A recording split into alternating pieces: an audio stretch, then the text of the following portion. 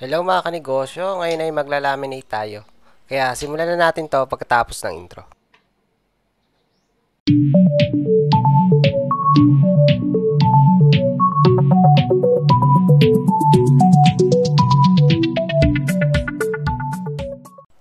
Hello mga kanegosyo, welcome sa aking channel. Ang channel na to ay tungkol sa printing. Kung interesado ka sa mga ganitong bagay, subscribe at hit mo na rin ang notification bell para updated ka palagi sa mga video na upload ko na may kinalaman sa printing business.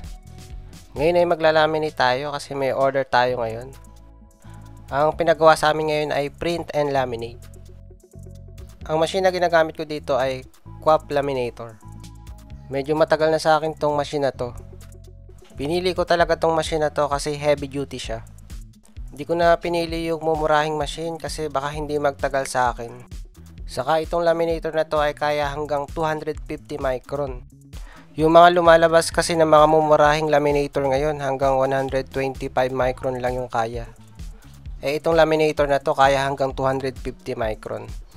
Kaya ito yung napili ko. Isa ring rason kung bakit ito yung napili ko. Kasi yung iba naming customer, mas gusto nila yung matitigas at makakapal yung laminate. Sinunod ko yung gusto ng customer. Kahit medyo mahal itong machine na to, ito yung pinili ko kumpara dun sa mga mumurahing laminator. Saka subok na tong laminator na to. Yun nga lang, wala na akong makitang gantong kulay ng laminator. Parang nakikita ko sa online, puro blue na yung QAP laminator na nakikita ko. Mas gusto ko kasi itong gantong kulay. Kaso wala na yatang available na gantong kulay sa market. Ang gamit ko palang laminating film dito ay QAP Laminating Film 250 micron. Kaya makapal tong laminate na to. Pagkatapos natin i-laminate ito ay ikakat naman natin. Sa mga nagtatanong naman sa akin kung anong temperature yung ginagamit ko sa bawat micron, meron po tayong guide. At ito po yung guide na sinusundan ko. Kaya kung ano yung nakasulat dito, yan yung sinusunod ko. Pero yung iba ang ginagawa, sinasagad nila yung temperature para mapabilis yung trabaho nila. Pero depende naman yun sa inyo kung ano yung gusto nyo gawin. Kasi yung iba ganun yung ginagawa para isang salang na lang para mapabilis yung paglalaminate nila.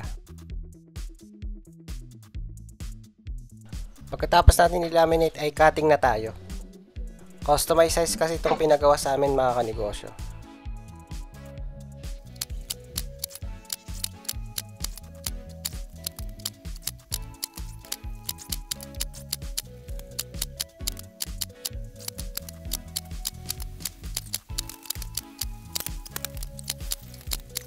Kapag nakat na natin yung nilaminate natin, pati yung sa gilid, kinat na rin namin. Bubutasan naman natin siya.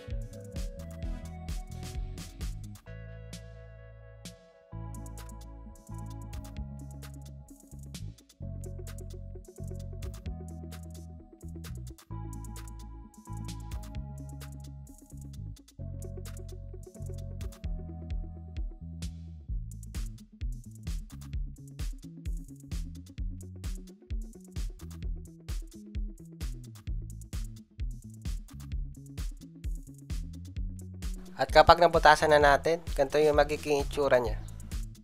At pwede na natin itong ipapick up sa ating customer.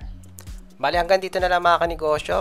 Subscribe at hit mo na rin ang notification bell para updated ka palagi sa mga video na upload ko na may kinalaman sa printing business. Thank you!